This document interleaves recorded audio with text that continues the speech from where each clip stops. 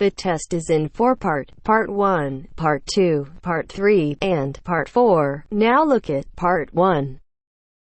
Part 1. You are going to listen to the director of a college talking about his school. Listen to the talk and answer the questions. First, you have some time to look at questions 1 to 3.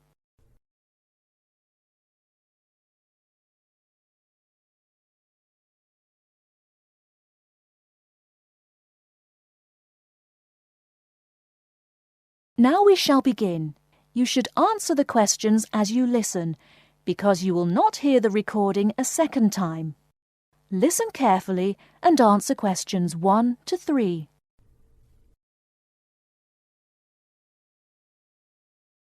Many of you already have a reasonably firm idea of the general subject area you wish to study. Others are more open and searching for ideas. Whatever your situation, I hope you find that we have a course that meets your needs. Our firm aim is to be a student-centred institution with a special emphasis on flexibility. This begins with our attitude to access. We judge people on their motivation and commitment to study as much as, if not more than, formal qualifications. This is reflected in the vitality and diversity of our student population. Some of our students come direct from sixth form or college. Before you hear the rest of the conversation, you have some time to look at questions 4 to 10.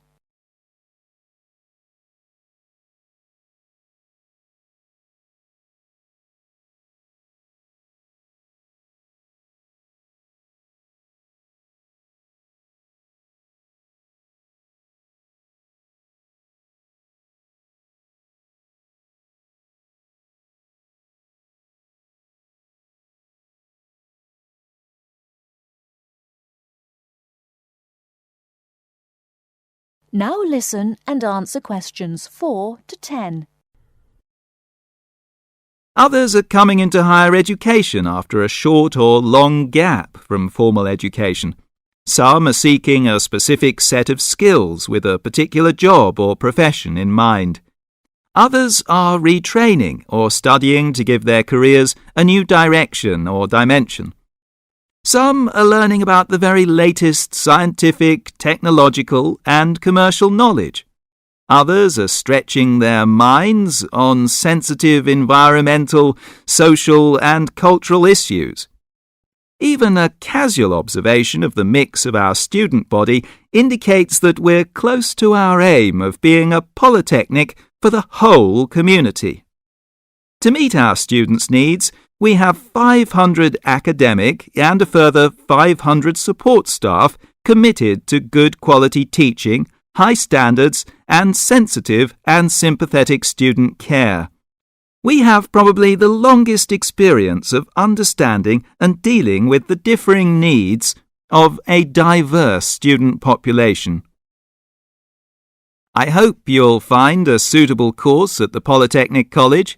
If you want to come to the college and we consider you suitable, we'll do our best to find you a place. And when you're here, we'll work hard to make your experience enjoyable, stimulating, and educationally rewarding. That is the end of Part 1.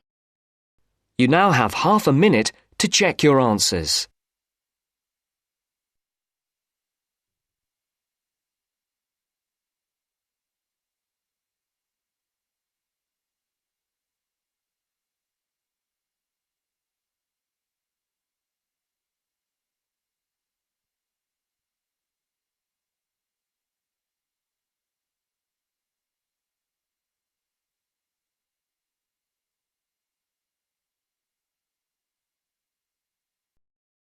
Now turns to Part 2. Part 2. You will hear a tour guide giving information about a shopping district. First, you have some time to look at questions 11 to 15.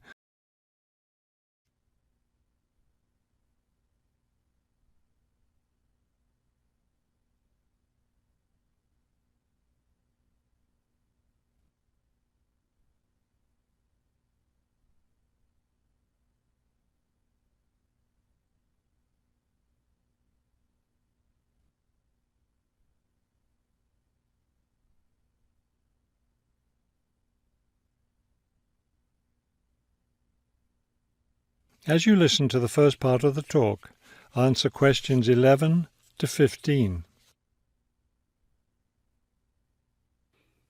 This afternoon, we'll visit the city's shopping district. Several blocks in the area are closed to car traffic, and I know you'll enjoy walking around there. I'd like to give you an overview of the district now, since you'll be on your own once we get there. You'll see on this map here that the shopping district consists of two streets, Pear Street, which runs north and south, and Cherry Street, which crosses Pear Street right here. Let's start our tour here on Pear Street, where the star is. This star marks the Harbor View bookstore. It's very popular among locals as well as tourists. You can buy a range of books of local interest, as well as a variety of magazines and newspapers. It's directly across the street from the city library, which is also worth a visit. It's in one of the oldest buildings in the city and contains, among other things, an interesting collection of rare books. Now, moving up Pear from the bookstore toward Cherry, the next building on the left is the Pear Cafe. You'll notice it's right on the corner of Pear and Cherry Streets. It's a great place to relax while enjoying a delicious cup of coffee or tea. You can talk with friends or read quietly. They have a variety of books and magazines available. From the windows of the cafe, you can look right across Cherry Street for a lovely view of city gardens. It's a rather small garden, but it contains a variety of exotic plants and flowers. Let's leave the cafe and cross Pear Street. On the opposite corner, we're at Caldwell's clothing store, which you might also want to visit. They sell both men's and women's fashions from countries around the world. Continuing down Cherry Street, the next building on the right after Caldwell's is the souvenir shop. Stop in here to get maps and books about the local area, as well as T-shirts and postcards with pictures of the city. Now, we cross Cherry Street and we're at the Art Gallery, one building down from the corner. Here you can see, and of course purchase, many fine paintings and sculptures by local artists. Let's keep going down Cherry Street toward the harbor. On the left, right after the gallery, is Harbor Park. It's a lovely place, and it's certainly worth spending some time there. Before you hear the rest of the talk, you have some time to look at questions 16 to 20.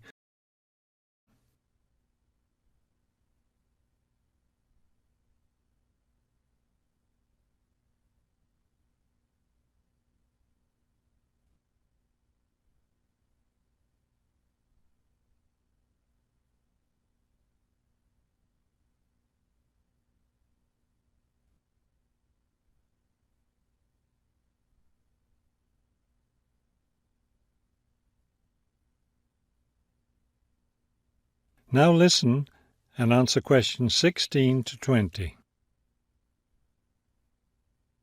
Harbor Park was built on land donated to the city by Captain Jones, a lifelong resident of this city.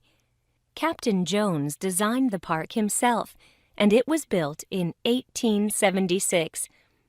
Exactly in the center of the park, a statue of Captain Jones was erected, and it's still standing there today. It shows Captain Jones on the bow of his ship. After viewing the statue, you can follow the path that goes through the woods just behind. It will lead you to a lovely garden, in the middle of which is a fountain. This is a nice place to enjoy a few quiet moments. If you still feel like walking, continue on to the far end of the garden. There, you'll find a wooden staircase, which will take you down to the harbor. You might enjoy the view of the boats from there. There's also a walking path along the water, which will eventually bring you back up to Cherry Street. You can see that there's plenty to do in this part of the city. The bus leaves at 1:30.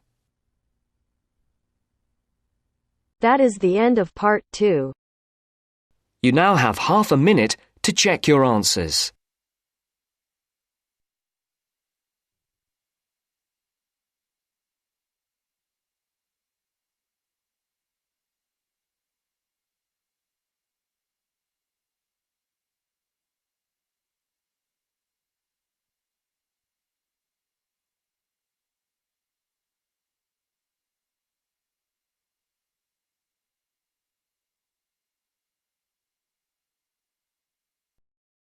Now turns to part 3.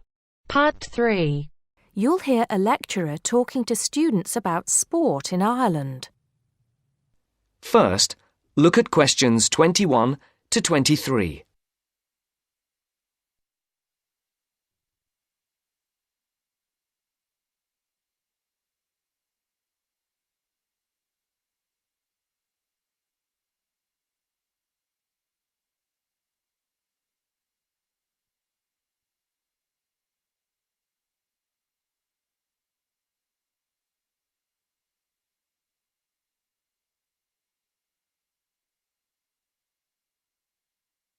As you listen, answer the questions.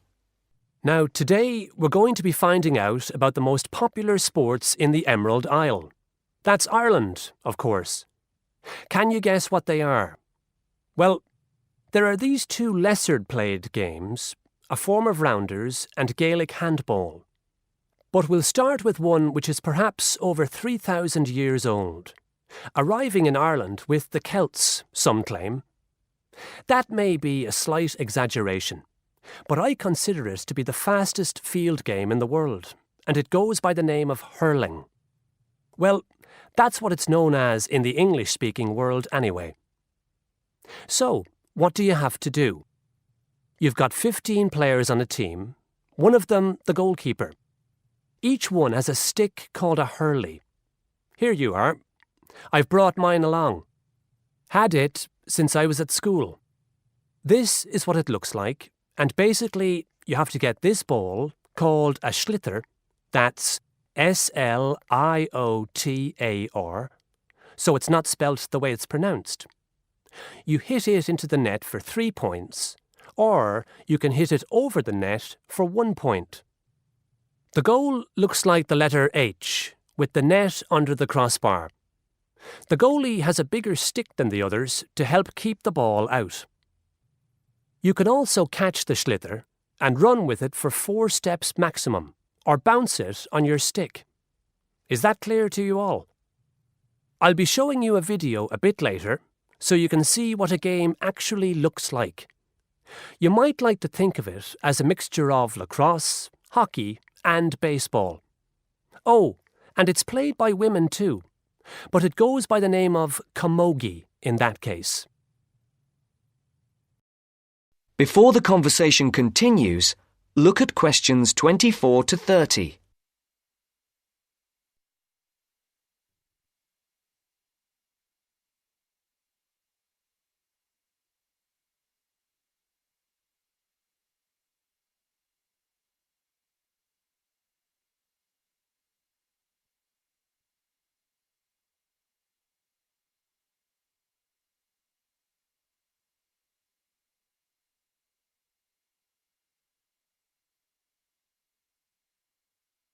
Now listen to the second part of the discussion. I'll give you a bit of the history, shall I now? Generally, the golden age of the game is considered to be the 18th century. But systematic rules were first agreed and drawn up at that great shrine of learning, Trinity College Dublin, in 1879, founding the Irish Hurling Union, closely followed just a few years later by the formation of the Gaelic Athletics Association. With greater organisation last century, the All-Ireland Hurling Championship got off to a flying start, and I'm proud to say that my own native city of Cork has won more than 20 titles over the years. But then, so have Kilkenny and Tipperary. Is it only played in Ireland? No. Well, it is the only country with a national team at the moment. But you may be surprised to discover there are hurling clubs in London, as well as in America and Argentina, to name just a few. The other game I'd like to take a little time to introduce you to is Gaelic football, which is played on the same pitch as hurling with the same number of players. But there's no net. You just have to get the ball over your opponent's goalposts. And you can do that by kicking or punching the ball. However, you're not supposed to do that to the players, I might add. Imagine it as a combination of soccer and basketball. But in my opinion, it's a more exciting spectacle than either of those. Excuse my bias, if you will. It's also very popular with women. In fact, there are more women's teams than for any other sport.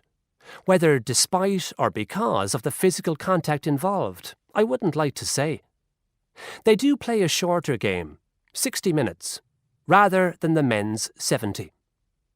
So, let's have a look. If we can have the lights down, I'll see if I can get this technology to work. That is the end of part 3. You now have half a minute to check your answers.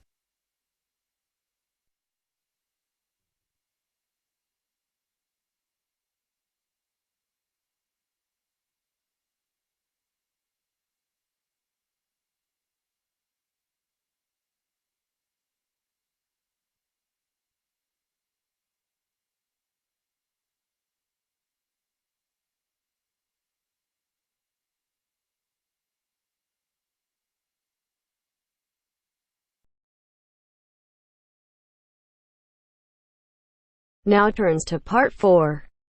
Part 4. You are going to hear a talk about universities and colleges in Britain. As you listen to the talk, complete the notes below. First, you have some time to look at questions 31 to 40.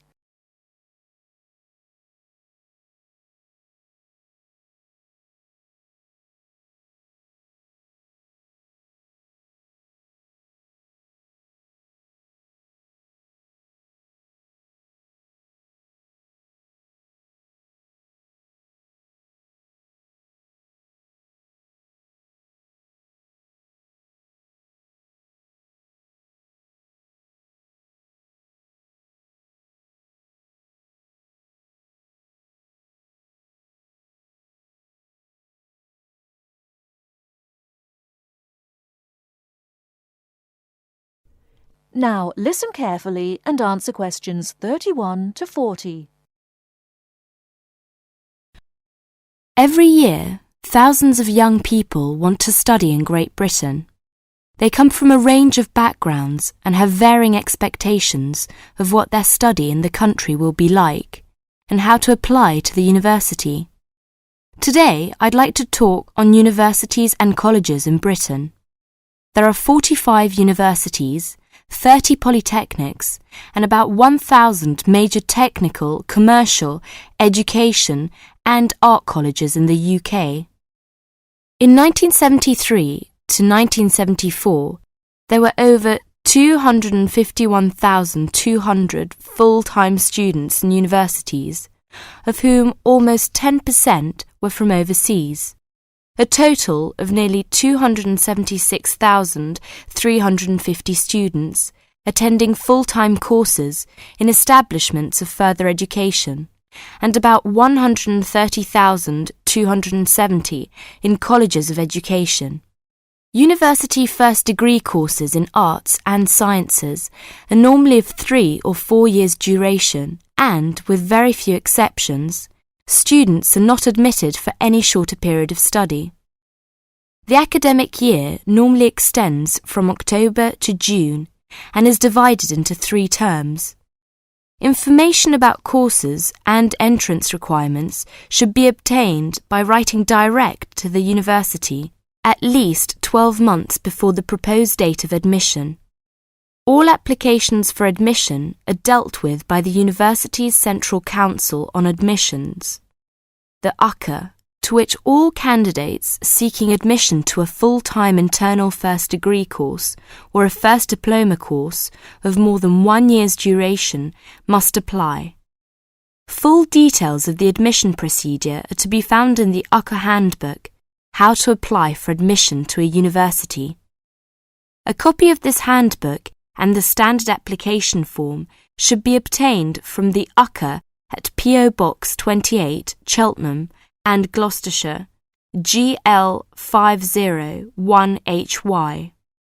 The application form must be returned to the UCA by a stated closing date, usually in December, October for Oxford and Cambridge. The UCA will continue to send application forms to universities for consideration at their discretion for a limited period after the 15th of December. But candidates are strongly advised to ensure that their application forms reach the UCA by the stated closing date to help their chances of selection. Candidates who fail to obtain a place in the initial selection period are automatically put into the clearinghouse scheme in June-July, when these candidates' application forms are again sent to those universities which still have vacancies.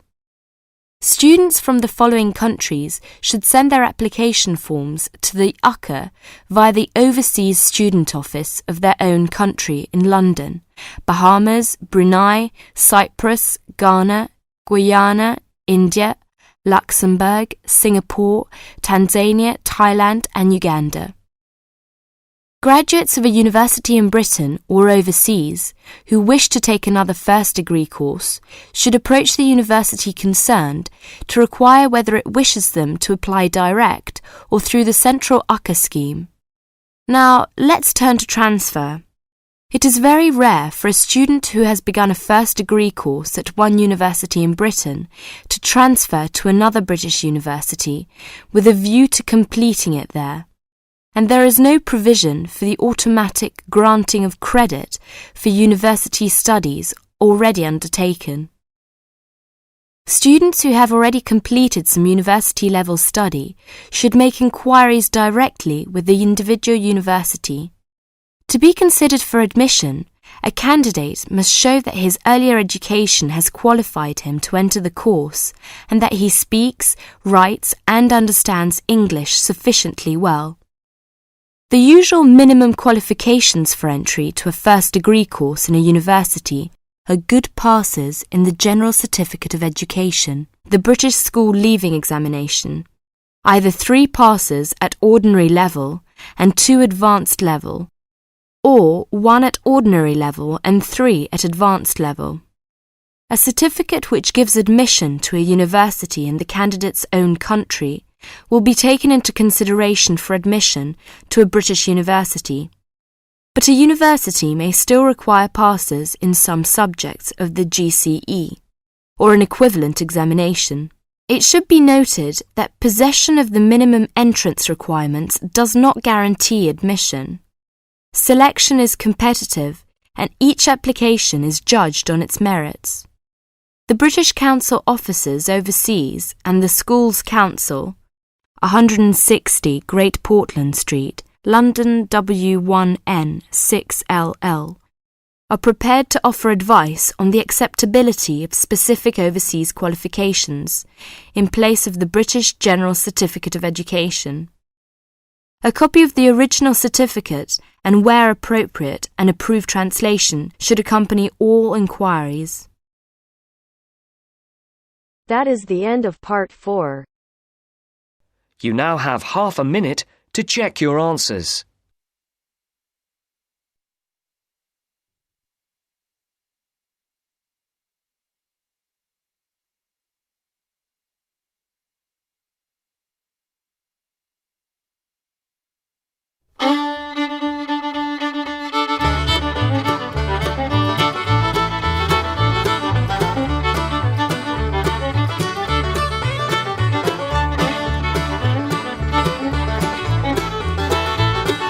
That is the end of the test. You now have 10 minutes to transfer your answers to your Ielts listening answer sheet.